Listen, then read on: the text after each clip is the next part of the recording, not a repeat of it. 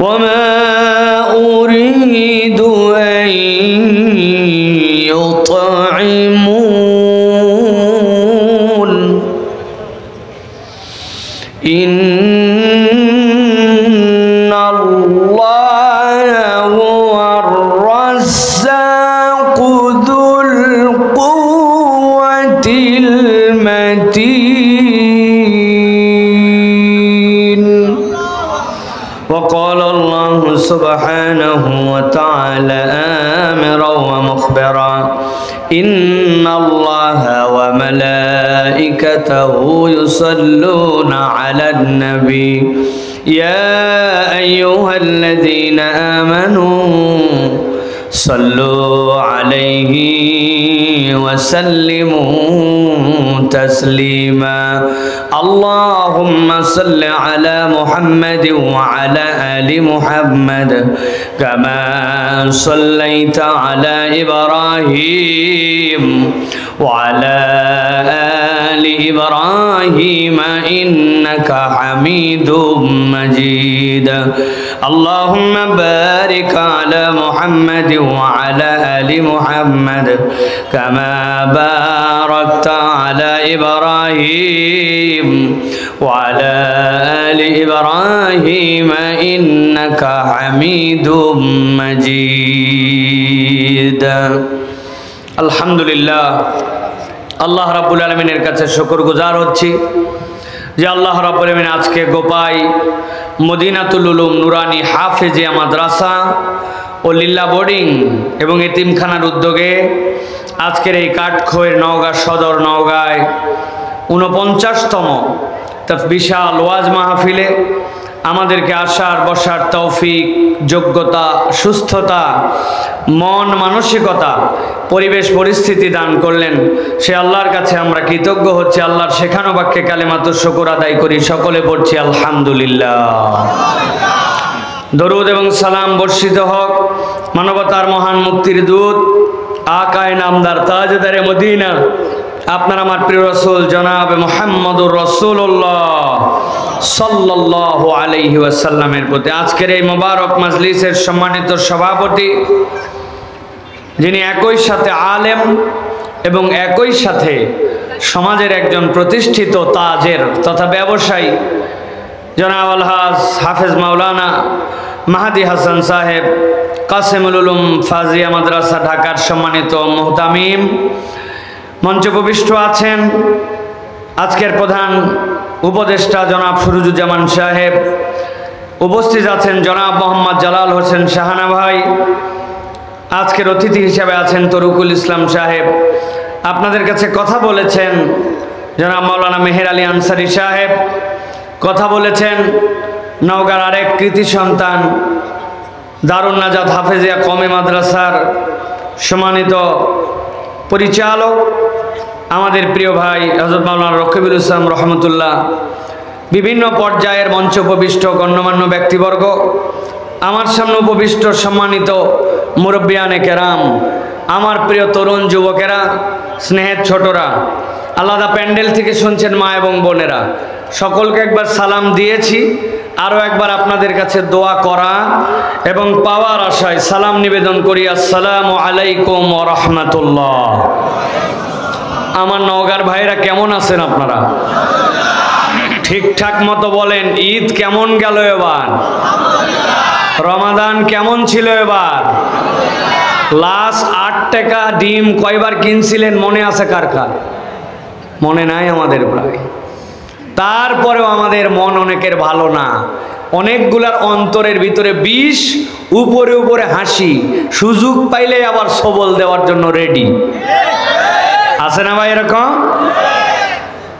এরা মিলেমিশে আছে আর অপেক্ষায় আছে আমরাও বলছি ইনশাল্লাহ অপেক্ষা করো তবে মিনিমাম ৩০ বছর কয় বছর মিনিমাম 30 ইয়ার্স তারপরে দেখা যাবে বাঁচা মরা পরে হবে ঠিক কি না ভাই আমার প্রিয় ভাইয়েরা আমার পরিচয়ে অনেক জায়গায় বলা হয় খতিব মসজিদুল জুমা কমপ্লেক্স ঢাকা ঠিকই আছে কথা কিন্তু আমার এর থেকে বড় পরিচয় হচ্ছে আমার জন্মস্থান হচ্ছে নওগাঁ আমি আপনাদের সন্তান এটা আমার অনেক বড় পরিচয় তা আজকে আপনাদের কাছে অল্প সময়ে কিছু গুরুত্বপূর্ণ কথা রাখবো। আল্লাহ রাব্বুল আলামিন যদি আমাদেরকে তৌফিক দান করেন, এই কথাগুলি যেন আমাদের জীবনের মোড় পরিবর্তনকারী হয়। আল্লাহ আপনাকে আমাকে আমল করার তৌফিক দেন, বলেন আল্লাহুম্মা আমিন। আপনারা যা ভাবতেছেন যে এই গ্রামের লোক এ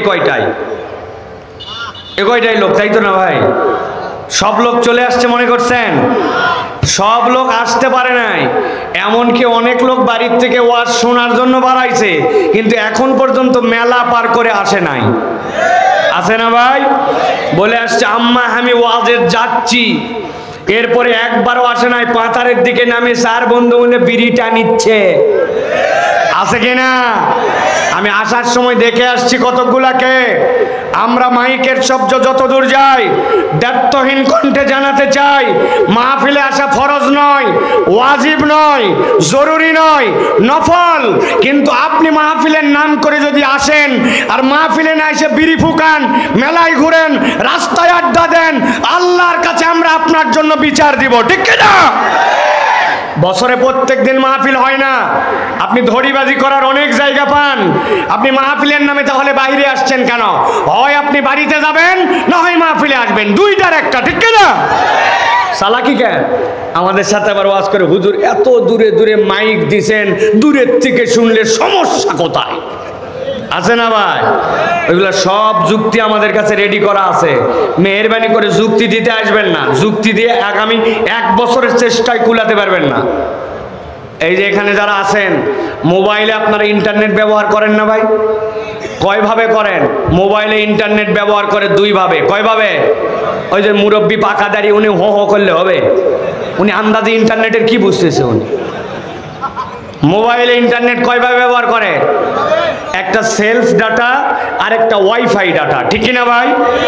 ওয়াইফাই ডাটা মানে কি? বাড়িতে একটা রাউটার আছে, ওই রাউটার থেকে আপনার পাসওয়ার্ড আছে, ওই রাউটারের একটা রেঞ্জ আছে। আপনি ওই রাউটারের সাথে আপনার মোবাইল, অ্যান্ড্রয়েড, আইফোন ওর সাথে কানেকশন দিছেন, আপনার ইন্টারনেট সাথে সাথে কাজ করে, ঠিক তো? এখন আপনার বাড়িতে ইন্টারনেট আছে, একদিন আপনি নওগাঁ থেকে গেছেন হচ্ছে সদরে, ওই গোস্তহাটির মোড়ে গোস্ত কেনার জন্য, কালীতলায় মিষ্টি কেনার জন্য গেছেন। আপনার বাড়ি হচ্ছে এই জায়গায়, আর আপনি গেছেন কালীতলায়। আপনার ওয়াইফাই ধরবে তো? আপনার লাইন নাই, টাকা দেন নাই, মোবাইল ইন্টারনেট নাই, পাসওয়ার্ড জানেন না, তো ধরবে না কেন? বলবে হুজুর এটার একটা ডিস্টেন্স আছে, ওর রেঞ্জ আছে, যতই পাসওয়ার্ড থাক আর যত ইন্টারনেট থাক, রেঞ্জের বাহিরে গেলে ধরে না, ঠিক কি না? আপনি মোবাইলে ওয়াজ শুনতে পারেন, আপনি দূরে মাইক থেকে শুনতে পারেন, আপনি ইউটিউবে ওয়াজ শুনতে পারেন, আপনার মাইকের রেঞ্জে ঘরের থেকে শুনতে পারেন। কিন্তু ভালো করে জেনে রাখবেন, নবীজির ঘোষণা অনুযায়ী এই চাঁদোয়া, এই সামিয়ানা, এই হালাকা, এই মাজালিসুজ জিকির, এইটা আল্লাহ রাব্বুল আলামিনের রহমতের ওয়াইফাই জোন। এটা ঘরে বসে পাওয়া যায় না, রাস্তায় বসে পাওয়া যায় না, এর জন্য আপনাকে মাহফিলে আসা লাগে, ঠিক কি না? এত বোঝেন, এইটুক বুঝেন না? আপনি না দুনিয়া ফাটাই ফেললেন সব বুঝে, এইটুক বুঝতে আপনার সমস্যা কোথায়? অনেকে মনে করছেন সাইফুল্লাহ ভাই বোধহয় মাঠ ভরানোর জন্য এগুলো ওয়াজ করতেছে। জি না, আমাদের মাঠে পর্যাপ্ত লোক আছে।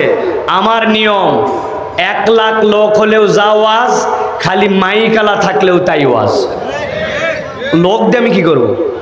আমার লোক এত দরকার নাই, লোক তো আল্লাহ বিভিন্ন জায়গায় দেয়। ওই যে জুম্মার নামাজ পড়ালাম কচুয়াতে, 15 লক্ষ লোক, লোক দিয়ে কি করবো? তো জুমার নামাজের মুসল্লি হয়েছে 15 লাখ, সমস্যা কোথায়? আকিস ফাউন্ডেশনের মাহফিল করলাম 20 লাখ লোক, সমস্যা কোথায়? আমার 5 জন লোক, সমস্যা কোথায়? আল্লাহ রাব্বুল আলামিন লোক দেখবে না, আল্লাহ দেখবে অন্তর নিয়ে কারা আল্লাহর জন্য আসছে, ঠিক কি না? অর্থাৎ দিল নিয়ে বসেন। বর্তমান বাংলাদেশে আপনারা আজকে যে ওয়েদারে বসে আছেন, এটা বাংলাদেশের মানুষ কল্পনাই করে না। আর উপর দিয়ে শীতের মতো মনে হচ্ছে আল্লাহ এসির আবহাওয়া নামাইছে। আমি অবাক হয়ে গেছি, কেন কুয়াশা করতে আসলো? আমরা নওগাঁ শহরে খালি গায়ে থাকতে পারতেছি না, আর এই জায়গায় আসার সময় ঠান্ডা ঠান্ডা লাগতেছে। এটা আল্লাহ রাব্বুল আলামিনের দয়া ছাড়া আর কিচ্ছু না, ঠিক না? আল্লাহ রাব্বুল আলামিন আমাদেরকে তার জন্য কিছু কথা শোনার তৌফিক দেন, বলেন আল্লাহুম্মা আমিন। প্রিয় ভাইয়েরা, আমি আপনাদের কাছে 2 পর্বে কিছু কথা বলবো প্রিয় ভাইরা। এই যে আমরা ওয়াজ শোনার জন্য আসলাম, বসে গেলাম মাটির জমিনকে উপেক্ষা করে। আপনাদেরকে যে আমি বলেছি আল্লাহ রাব্বুল আলামিন পরিবেশ পরিস্থিতি দিয়া আপনারা আমারে বসালেন, আপনি আমি ভাবি নাই যে আপনি আমি কেমনে এখানে এসে বসে গেছি, এটা কল্পনারও বাহিরে। আপনার এলাকার চেয়ারম্যান সাহেব, আপনার এলাকার কোনো গণ্যমান্য ব্যক্তি, ভালো করে বোঝেন কথাটা, আগে অন্তরে গেঁথে নেন। আপনারে ডাইকে বাড়িতে বলছে আজকে দুপুরে তোমার দাওয়াত। দাওয়াত আপনাকে দিছে, দিয়া আপনাকে এই যে চটির উপরে বসছেন, উনার বাড়িতে সোফা আছে, উনার বাড়িতে চেয়ার আছে, উনার বাড়িতে খাট আছে, কিন্তু কোনোটাই না বসায় আপনাকে এই চটি পাইরে দিয়ে আপনার বারান্দাতে বসায় বলছে যে এখানে বসেন, আপনার খাবার দিব। বুঝে থাকলে বলেন, আপনি দাওয়াতে গেছেন ভিআইপি একজন লোকের, সম্মানিত লোকের বাড়িতে সোফা চেয়ার টেবিল সব থাকার পরেও কিছুতে না বসায়া এরকম চটিতে যদি বসতে দিত সারের কাগজে, আপনি কি বলতেন? কি বলতেন আপনি? আপনি বলতেন পরিবেশ পরিস্থিতির কারণে যদিও আজকে বসছি, কিন্তু আজকেই তোমার বাড়িতে আসা কেবল আমারই শেষ না, আমার 3 প্রজন্মকে বলে যাব তোর মতো বেয়াদবের বাড়ির যেন কেউ খাইতে না আসে। কথা বলেন বেটা, তোর চেয়ার টেবিল থাকতে, তোর সব কিছু থাকতে তুই আমাকে এই জায়গায় বসালি, কিন্তু আপনি একবার হিসাব করলেন না। নতুন জামা কাপড় পরে আপনি চটির উপরে এসে কোরআনের জন্য বসে পড়ছেন। এটা কোরআনের মাহফিল ছাড়া কেউ আপনাকে এইভাবে বসাতে পারতো না। এটা আল্লাহকে, আল্লাহ রসুলকে, কোরআনকে, মাহফিলকে আমরা ইজ্জত করি, আমাদের মনের মধ্যে ঈমান আছে ন্যূনতম, এই জন্য আমরা বসে গেছি, ঠিক কিনা? এই জন্য আল্লাহ রাব্বুল আলামিন বলছেন এই কোরআন শুনলে আমাদের লাভ আছে, আছে কিনা? আল্লাহ রাব্বুল আলামিন বলছেন দুনিয়ার মানুষকে, ও আমার হাবিব আপনি জানান, ফাতাওয়াল্লা আনহুম ফামা আনতা বিমালুম ওয়া যাক্কির ফাইন্নায যিকরা তানফাউল মুমিনিন। আল্লাহ বলছেন দুনিয়ার মানুষকে আপনি জানান, ও আমার হাবিব আমি 4টা আয়াত তাদের জন্য দান করলাম, ওই আয়াতগুলা থেকে তারা যেন তাদের বার্তাগুলা খুঁজে নেয়।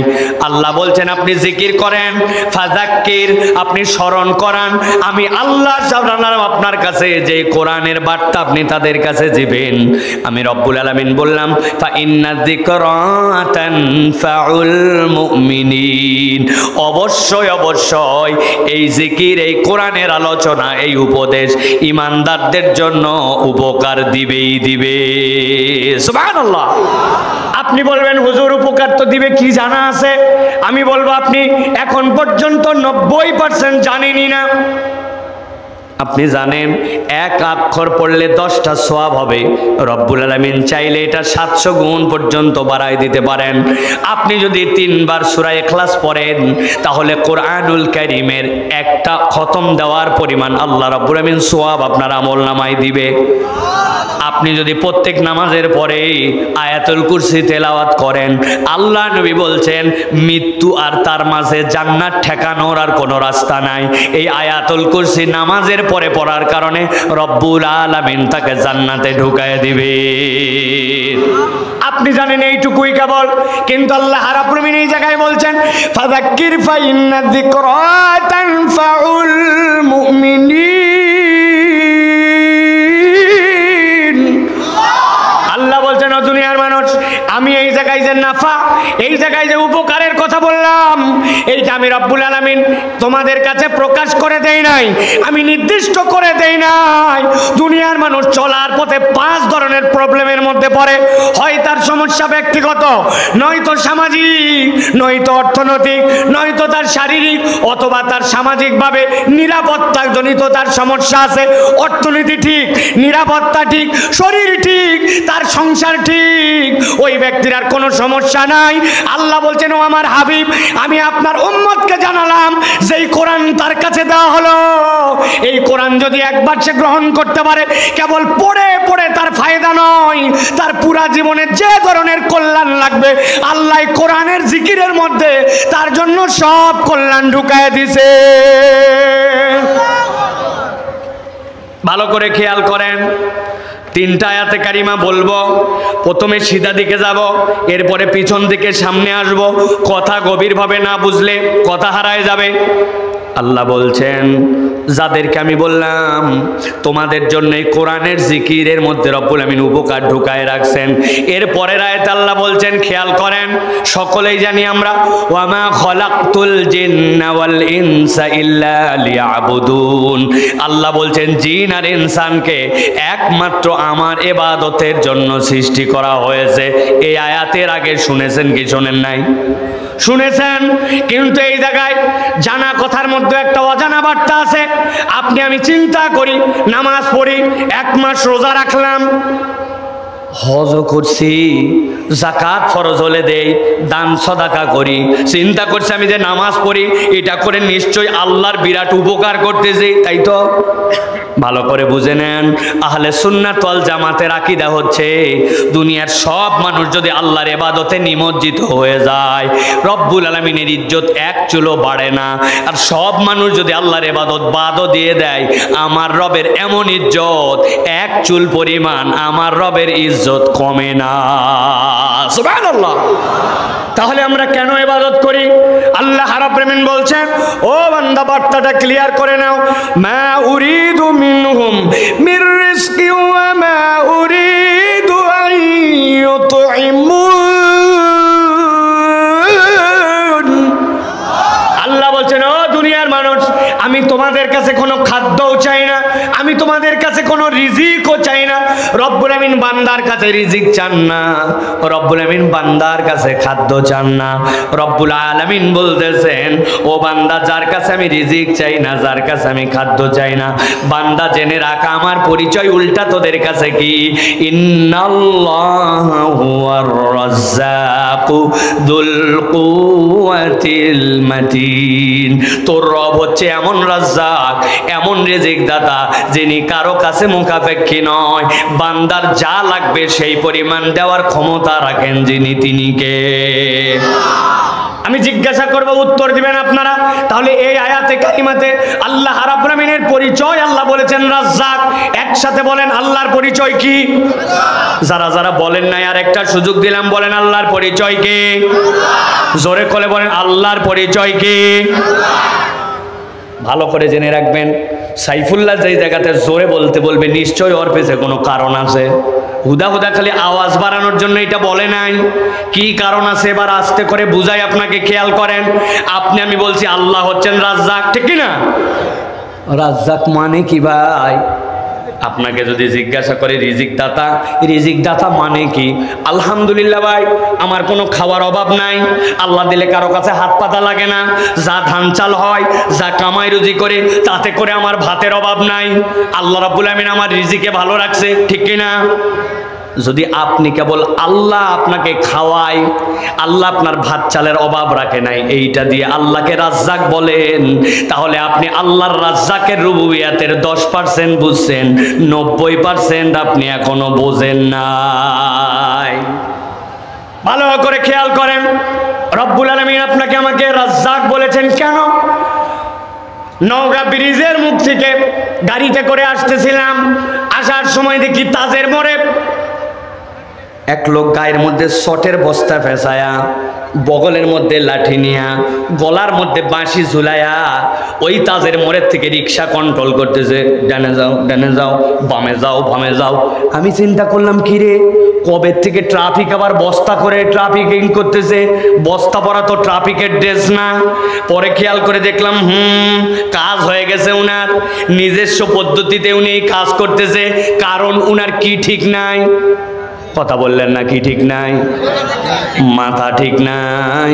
কিন্তু বিশ্বাস করেন লোকটা দেখতে ফর্সা, সুন্দর চোখা চোখা নাক, চোখ 2টা আছে, হাতে 10টা আঙ্গুলি আছে, দেখতে পুরাপুরি অবয়ব মানুষের, কিন্তু ওই ট্রাফিক কন্ট্রোল করতেছে রাস্তার মধ্যে হালকা বিবস্ত্র হইয়া। ওই লোকের হাত পা চোখ কান থাকার পরে কেউ তাকে মানুষ বলে না, সবাই তাকে পাগল বলে, ঠিকই না? এখন বলেন আমাদের কি এমন যোগ্যতা ছিল? রব্বুল আলামিন আপনাকে আমাকে চাইলে ওরকম করতে পারতেন। রব্বুল আলামিন চাইলে আপনার আমার একটু স্ক্রুটা ঢিল বানাই দিতে পারতেন, ঠিক না? কি এমন যোগ্যতা? রব্বুল আলামিন নিজ কুদরতে আপনাকে আমাকে টাকা কম থাকতে পারে, জমি না থাকতে পারে, ভ্যান চালাতে পারি, মানুষের বাড়িতে কামলা দিতে পারি, কিন্তু কারো বাপের ক্ষমতা নাই আমাকে পাগল বলবে, ঠিক কি না? তাহলে রব্বুল আমিন আপনাকে আমাকে রাজ্জাক, এই যে আপনাকে আমাকে রিজিক দিয়ে রাখলেন, আপনি মনে করছেন ভাত চাল খাওয়াই, যাই খবর নিয়ে দেখেন ওই লোকের বাড়িতে খাবার অভাব নাই, কিন্তু তার ব্রেন ঠিক না থাকার কারণে ওই খাবারের 5 পয়সা তার কাছে দাম নাই। রব্বুল আলামিন আপনার আমার জন্য রাজ্জাক। কনসেপ্ট পরিষ্কার করেন। আল্লাহ রাব্বুল আলামিন বান্দার এমন ভাবে রিজিক দিয়েছেন, নতুন প্রজন্ম যারা, তারা এখন মেতে উঠেছে একটা আইটেম নিয়ে, এআই, আর্টিফিশিয়াল ইন্টেলিজেন্স। জানেন না আপনারা? আপনারা গুগল করবেন, কোনো একটা লেখা দিলে 1 সেকেন্ডের মধ্যে আপনাকে ছবি বানায় দিচ্ছে, লেখা বানায় দিচ্ছে, কবিতা বানায় দিচ্ছে। আর্টিফিশিয়াল ইন্টেলিজেন্স নিয়ে দুনিয়া মানুষ অবাক হয়ে গেছে। মানুষের যা চাহিদা লেখা মাত্র সেইগুলা পূরণ করে দেয়, এত বিজ্ঞান আগায় গেছে। কিন্তু আমি আপনার কাছে বলতে চাই, আল্লাহ আপনার আমার কেমন রাজ্জাক রব, আপনি একবারও কল্পনা করেন নাই, কিন্তু একটু ভাবলে আপনার কাছে পরিষ্কার হবে। আমি আপনাদের কাছে একটা প্রশ্ন করব, একটা মুখ বন্ধ রাখা যাবে না, যারটা তাকে বলতে হবে, আস্তে হোক জোরে হোক কথা বলে বলতে হবে। আমি জিজ্ঞাসা করার সাথে সাথে উত্তর দেওয়া লাগবে। রেডি? রেডি? আপনাদের নাম কি? সবাই সবার নাম বলছেন তো? এই যে মুরব্বী সামনে বসে আছে, উনার বয়স 70+। ওই যে আমার দাড়ি পাকা চাচা বসে আছে 70+। আবার একটা বাচ্চা বসে আছে, ওই যে মাঝে দেখতে পাচ্ছি ছোট্ট একটু 10 বছর হয় নাই, চাচার বয়স 70, উনার বয়স 70 বছর। জন্ম হওয়ার 7 থেকে 10 দিনের মধ্যে চাচার নাম রাখছিল, ঠিক কিনা? 69 বছর আগের নাম। আমি সাইফুল্লাহ এই জায়গায় জিজ্ঞাসা করেছি, প্রশ্ন করতে দেরি, আধা সেকেন্ডের মধ্যে ঠোঁটের সামনে নিজের নামটা চলে আসছে, বলে দিতে পারতেছে। আপনি মনে করছেন এটা আবার কোনো ব্যাপার হলো নাকি? বিশাল বড় এটা ব্যাপার। আপনার রব আপনার ব্রেনের যে সঞ্চালন করাচ্ছেন, আল্লাহ রাব্বুল আমিন রাজ্জাক হিসাবে যদি এটার দায়িত্বভার বান্দার উপরে ছেড়ে দিতেন, বান্দা অনেক আগেই কাম খাম করে ফেলত, ঠিক না? আমি গাড়ি নিয়ে আসতেছিলাম আজকে, আপনাদের এলাকায় এত ঠান্ডা আমি বুঝতে পারি না। ওয়েদারটা, গাড়ির সামনের গ্লাস ঘেমে যায়, কিচ্ছু দেখা যায় না। আপনারা যারা জানেন, গাড়ির সামনের গ্লাস পরিষ্কার করার জন্য একটা ওয়াইফার আছে, দেখছেন আপনারা? এইটা এরকম করে ঘুরলে আস্তে করে গ্লাসটা পরিষ্কার হয়। ভিতরে একটা রিজার্ভ ট্যাঙ্কের মধ্যে পানি আছে। আমি বললাম পানি মারো। আমার ড্রাইভার একদিন বলছে, হুজুর পানি শেষ হয়ে গেছে, নাইমে একটু পানি দেওয়া লাগবে। রিজার্ভের পানি শেষ, ওই ট্যাঙ্কির পানি শেষ, 5-6 লিটার পানি ফুরায় গেছে। ভালো করে খেয়াল করেন, আপনার কামনের গ্লাস আর পরিষ্কার হয় না, ভিতর থেকে পানি আসে না। কিন্তু এইখানে আমরা যারা বসে আছি, এই আমাদের চোখ প্রত্যেক দিন কমসে কম 22,000 বার এইটার পলক পড়ে। এখন এই 22,000 বার যে চোখের পলক পড়ছে, এইটা যদি একবার শুকনা হয়ে যেত আর চোখটা একবার বন্ধ হতো, এমন দাগ পড়ে যেত আপনি আর চোখে ঝাপসা ছাড়া কিছু দেখতেন না। কিন্তু কোনোদিন এইটার জন্য পানি দেওয়া লাগে নাই, কোনোদিন এইটার জন্য আপনাকে আমাকে চিন্তা করা লাগে নাই। রাজ্জাক রব তিনি এই চোখের পানির ব্যবস্থা করে আমৃত্যু রব্বুল আমিন চোখটাকে আমার সফট রাখেন। আপনার আমার কাছে আল্লাহ আমারে কিছুই দেয় নাই, কিন্তু এই চোখের পানির যে হক, এইটার জন্য আল্লাহর যে কৃতজ্ঞতা, এইটা বান্দা আদায় করে কিয়ামত পর্যন্ত শেষ করতে পারবে না, ঠিক না? এই তরুণ, এই যুবক, ভালো করে খেয়াল করো, কত আপডেট চিন্তা করো, কত আধুনিক চিন্তা করো, রবকে খুঁজে পায় না, মডার্ন হয়ে চলতেছে। আল্লাহ ভালো লাগে না, রসুল ভালো লাগে না, ইসলাম ভালো লাগে না, উমুকরে তুমুকরে আইডল বানায় ঘোরে। যুবক ভালো করে খেয়াল করো, কখনো কি ভেবেছো জন্মের পরে 12-13 মাস বয়সে দাঁত উঠে গেল? ওই আগের থেকে আমার নখগুলা উঠেছে, দাঁত ওঠার পরে 1 আঙ্গুল 1/2 ইঞ্চি উঠার পরে থেমে গেল, কিন্তু আঙ্গুলের করগুলা 7 দিন না কাটলে অবস্থা খারাপ। ঠোঁটের উপরের গোঁফ, এই গোঁফ না কাটলে আপনার মুখ বন্ধ হয়ে যাবে। 4 আঙ্গুল উপরে, চোখের পাপড়ি কাটা লাগে না, ভ্রুটুকু কাটা লাগে না। কোন আল্লাহ ম্যানেজমেন্ট করে দিলেন যে আপনার ভ্রু বাড়ে না, মোজ বাড়ে, আপনার নখ বেড়ে যায়, কিন্তু আপনার গোঁফ বাড়ে না। আপনার গম বেড়ে যায় কিন্তু আপনার চোখের ভ্রু বাড়ে না। রব্বুল আলামিন এই যে আপনার জন্য রাজ্জাক রব হিসাবে ম্যানেজমেন্ট করেছেন, আল্লাহ বলছেন ইন্নাল্লাহু হুয়ার রাজ্জাকু যুল কুওয়াতিল মাতিন। বান্দা তুই তো রবকে চিন, ওই রব হচ্ছে তোর জন্য রাজ্জাক। রাজ্জাক রবকে না চিনলে বান্দা ইবাদতের মজা পাবে না। লাস্ট আপনাদের কাছে জিজ্ঞাসা করতে চাই, আপনারা বাথরুম যখন ব্যবহার করেন, বাথরুমে কি আপনারা খালি পায়ে যান নাকি স্যান্ডেল একটা ব্যবহার করেন? কথা বলেন। আপনার বউ আপনাকে হঠাৎ করে আপনাকে ফোন দিয়ে বলছে অথবা যাওয়ার সময় বলছে শোনো একটা স্পঞ্জ স্যান্ডেল নিয়ে আসবা। কি জন্য স্পঞ্জ লাগবে? বলে শোনো আমাদের বাথরুমের ভিতরে যে জুতার তলাটা খোয়ায় গেছে, খোয়ায় যাওয়ার কারণে একদিন ঢুকছিলাম পা পিছলায় গেছে। আম্মা বুড়া মানুষ, আব্বা বুড়া মানুষ, যদি পিছলায় যায় আর কোমরে লাগে বিরাট বিপদ আছে। 3 মাসের মধ্যে আপনার জন্য স্যান্ডেল নিয়ে আসছে বাথরুমে। একটুখানি কল্পনায় ভাবেন, বাথরুমের ভিতরে আপনি দৌড়াদৌড়ি করেন না, বাথরুমের ভিতরে আপনি খুব বেশি হাঁটা চলা করেন না, সর্বোচ্চ 10 ধাপ দেন, দেওয়ার মধ্যে আপনার বাথরুমের কাজ শেষ। কিন্তু 3 মাস না যাইতে বাথরুমের তলার জুতা খোয়ায় যায়, জুতা পরিবর্তন করা লাগে। অথচ আপনার আমার জীবনের 90% সময় খালি পায়ে হাঁটছি, মাঠে হাঁটছি, ঘরে হাঁটছি, মসজিদে হাঁটছি, সব সময় খালি পায়ে থাকলাম। তাহলে আমার পায়ের তলার জুতা 3 মাস না যাইতে খোয়ায় যায়, আর আমি এত খালি পায়ে হাঁটার পরেও আমার পায়ের তলা খোয়ায় না। মনে করছেন এমনি এমনি এত সোজা নয়। রব্বুল আলামিন এইটাকে নিয়ন্ত্রণ করেন, ওইটা আল্লাহর পক্ষ থেকে দেওয়া আপনার আমার জন্য রিজিক, ঠিক না? যদি পায়ের তলা খোয়ায় যেত তাহলে এই মুরব্বীরা আশা লাগতো না, উনার কাল্লা আসতো মাহফিলে। আর যেইগুলার বয়স 18 ওইগুলার কোমর, ঠিক না? রব্বুল আলামিন এই জন্য বলছেন ইন্নাল্লাহা হুয়ার রাজ্জাকু যুল কুওয়াতিল মাতিন। তিনি তোমার রব, যিনি তোমাকে রিজিক দেন। এবার চলেন পিছন দিক থেকে আগাই, গভীর মনোযোগে খেয়াল করেন। আল্লাহ নিজের পরিচয় দিলেন ইন্নাল্লাহা হুয়ার রাজ্জাকু যুল কুওয়াতিল মাতিন। আল্লাহ নিজের পরিচয় দিলেন তিনি রাজ্জাক। এরপর আল্লাহ বলছেন মা উরিদু মিনহুম মির রিজকিন ওয়া মা উরিদু আন ইউতঈমুন। আমি তোর কাছে খাবার চাই না, তোর থেকে রিজিক চাই না। এর উপরের আয়াতে আল্লাহ বলেন ওয়া মা খলাকতুল জিন্না ওয়াল ইনসা ইল্লা লিয়াবুদুন। আল্লাহ বলছেন আমি আমার জিন আর ইনসানকে কেবল আমার ইবাদতের জন্য সৃষ্টি করেছি। তার উপরের আয়াতে আল্লাহ বললেন ফাযাক্কির ফা ইন্না যিকরা তানফাউল মুমিনিন। আপনি জিকির জানান, কোরআনকে জানান, কোরআনের উপদেশ বুঝান, নিশ্চয় এটা বান্দার জন্য কল্যাণ দিবে, উপকার আনবে। তাহলে উপরে উপকার আর শেষে আল্লাহর পরিচয় আল্লাহ রাজ্জাক। মুফাসসিরিনে কেরাম বলতেছেন একটা বান্দার জীবনে যা যা লাগবে ওই বান্দা যদি কোরআন অনুযায়ী তার জীবন চলায়, সমাজ চলায়, কোরআনের পক্ষে থাকে, আল্লাহ তার যত ধরনের অকল্যাণ আর যত ধরনের প্রয়োজন তিনি রাজ্জাক হিসাবে সবগুলা মিটাইয়া দিবেন। সুবহানাল্লাহ। তাহলে এই কোরআন শুনতে যে আসছি আমরা, কি মনে হয় যে এই বসে থাকাটুকু অনর্থক, এই বসে থাকাটুকু কাজ দিবে না, এইটা আমাদের জন্য অকল্যাণকর, অসম্ভব। আল্লাহ রাব্বুল আমিন চাইলে আজকের বসায় আপনার আমার যার যা হাজত আছে আল্লাহ সেইটা পূরণ করে দিতে পারেন। সুবহানাল্লাহ বলেন। আল্লাহ যেন কবুল করেন, বলেন আল্লাহুম্মা আমিন।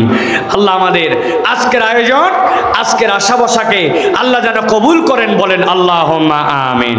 প্রিয় ভাইয়েরা, আমি আপনাদের কাছে এই জায়গায় এর আগে কখনো আসি নাই, সেই হিসাবে আপনাদের এই প্ল্যাটফর্মে নতুন।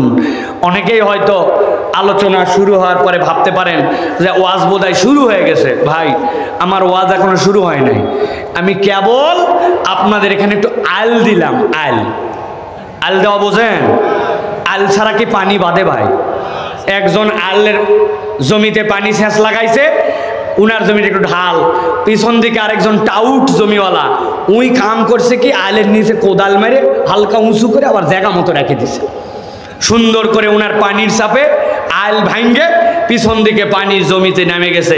এখন যেই জমিওয়ালা এস্টিমেট করছে কি 1 ঘন্টায় ভরে যাওয়ার কথা, আমার 90 শ্যালো দিয়া শেষ লাগাইছি, এসে দেখে পানি নাই। যাই দেখে আল কাটা, অগধরছি তুই আল কাটলুকা, বলছে কে আল কাটছে, ধসে গেছে। আছে না এরকম ভাই? এখন আপনার জমিতে যদি আল না থাকে তাহলে কি জমিতে পানি বাঁধবে ভাই? আমি আমার জীবনের ক্ষুদ্র স্টাডিতে দেখেছি, এই যে এত ওয়াজ হয়, এত মাহফিল হয়, কিন্তু আপনারাই বলেন হুজুর পরিবর্তন নাই, যেই লাউ সেই কদু, বলেন আপনারা। এর অন্যতম কারণ আমাদের জীবনে ওয়াজ শোনার কোনো আল নাই। আসলাম, শুনলাম, কি শুনলাম না শুনলাম কিচ্ছু নাই। কালকে যাই বলবে একটা বক্তা আনছিল ফাটাফাটি। আরেকজন জিজ্ঞাসা করছে হুজুর কি ফাটালো, বলছে তা বলতে পারবো না, কিন্তু ফাটাছে। এই যে আমরা ফাটাফাটি বক্তা আনতেছি আর বক্তা ফাটায় চলে যাচ্ছে, আমার কথা ভাই কোনো ফাটাফাটি হবে না। আপনারা চাইলে আমরা একটু নির্ধারিত পয়েন্টে ছোট্ট একটু অংশে একটা তাফসীর শুনে আমরা চলে যেতে চাই। রাজি আছেন আপনারা ভাই? কারা কারা রাজি আছেন দেখে দুটো হাত উঁচু করেন। হাত নামান, হাত নামান। আগে আমাকে দেখাতে হবে যে নওগাঁর দিকে হাত সোজা করার মানে কি। এটা যেভাবে সেভাবে করতে হবে। হাত সোজা করা মানে যদি এইরকম হয়, অথবা হাত সোজা করেন মানে এইরকম, অথবা এইরকম, তাহলে ভিন্ন কথা। আর হাত সোজা করার মানে যদি এইরকম হয়, তাহলে হাত টান টান করে সোজা করেন। দুইটা হাত তোলেন, সবাই সবাই তোলেন। আচ্ছা, আরেকবার কষ্ট দিব, হাত নামান। এবার আমরা হাত খালি সোজা করে তুলবই না, আমরা ডানে বামে একটু তাকায় দেখব কাদের মোবাইল কম, গিরিজ নাই। এখন অনেক সময় ভাই যখন গেট খুলতে যাচ্ছেন, অনেক দিন ধরে মোবাইল দেননি, তখন দেখা যাচ্ছে খুলতেছেন করে খুব শব্দ হয়। এখন অনেকের হাতে মোবাইল নাই, হয়তো সে ভিন্ন কথা, কিন্তু মোবাইল গিরিজ সব ঠিক আছে, কিন্তু হাত সোজা করতেছে না কারা কারা আমরা দেখতে চাই। টান টান করে হাত দুটা সোজা করেন। সোজা করছেন দুই হাত, ওইতে সোজা সবার।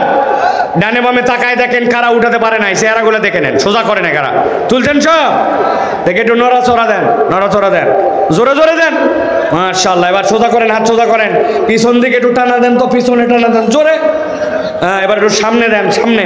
মাশাআল্লাহ, এবার আবার সোজা করেন, একটু ডানে দেন, একটু বামে দেন। এবার হাতটা এইরকম করে সোজা করেন, এইরকম, হ্যাঁ সোজা। এবার গলাটা একটু পরিষ্কার দেন। আপনারা যে মাইক টানছেন না, মনটা ভরে গেছে আমার। যে মাইক কোম্পানি আল্লাহকে হেদায়েত দেখ, ও এমন একটা কথা বলছে, গ্রামের দিকে নাকি ওয়াজ, এনে মনিটর লাগে না। এটা নওগাঁ শহরে গ্রাম বানাইছে, সুযোগ থাকলে একটা কিল লাগাই দিত। বেটা আমার জন্মস্থান জেলাকে আন্ডার এস্টিমেট করছে, এটা বলি গ্রাম। মনিটর নাই, কিচ্ছু নাই, মনে হচ্ছে সাইয়া বিক্রির মাইক। হাত সোজা করেন, হাত তো নামাতে বলিনি, আপনারা চান্সে হাত নামায় ফেলছেন আবার। হাত তোলা তুমি।